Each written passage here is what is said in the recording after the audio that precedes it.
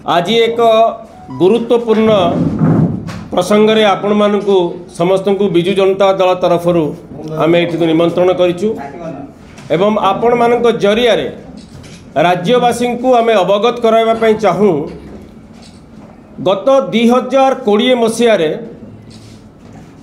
Tata Motors रे चाकरी करई देबी बोली कही मिछ प्रतिश्रुति देई गोपालपुर मान्यवर विधायक एवं वर्तमान भारतीय जनता पार्टी रो जे ब्रह्मपुर लोकसभा आसन पर जे प्रार्थी अछंती से प्रदीप पाणिग्राही राज्यर निरीह लोकंकु एवं विशेष करी गंजाम जिला एवं ब्रह्मपुर लोकसभा निर्वाचन मंडली लोकंक ठारू लक्ष लक्ष टंका आदाय करथिले। टाटा मोटर्स तरफरु करा जाइथिबा एक एतला मुताबक टाटा मोटर्स कंपनी जो एतला देइथिला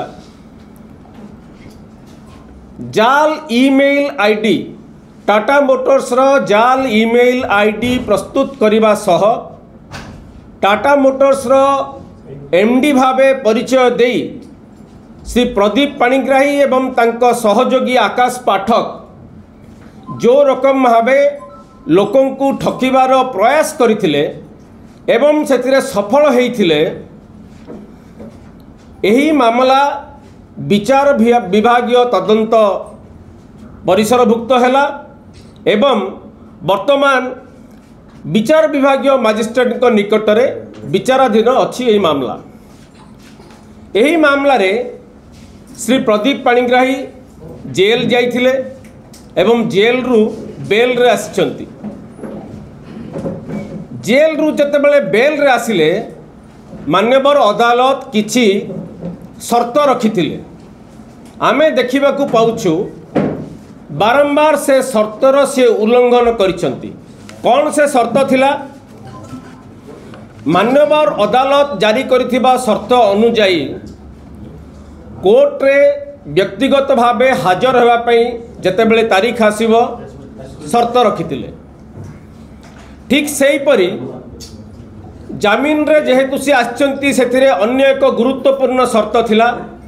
एही मामला बाबद रे से प्रेस रे किछि कहि परिबे नाही बा विवृत्ति किछि रखि परिबे नाही। विभिन्न समय आम देखा पाउछु से प्रेस रे एभली विवृत्ति रखुचंती जहाँ अदालतर शर्तर सीधा सड़क उल्लंघन बारंबार सी शर्त उल्लंघन करि आसुचंती जा फल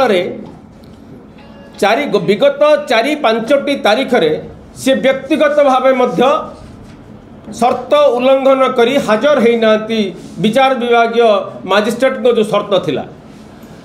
यह साधारण लोकंक मनरे जनसाधारण मनरे गोटे प्रश्न आज आसी विचार विभागीय व्यवस्था प्रति प्रश्न उठी जे विचार विभागीय व्यवस्था प्रति प्रदीप पाणिग्राही कौन सम्मान नहीं जो जो शर्त रखिकी बेल दि जाइथिला से शर्त को सी बारंबार उल्लंघन करुछंती।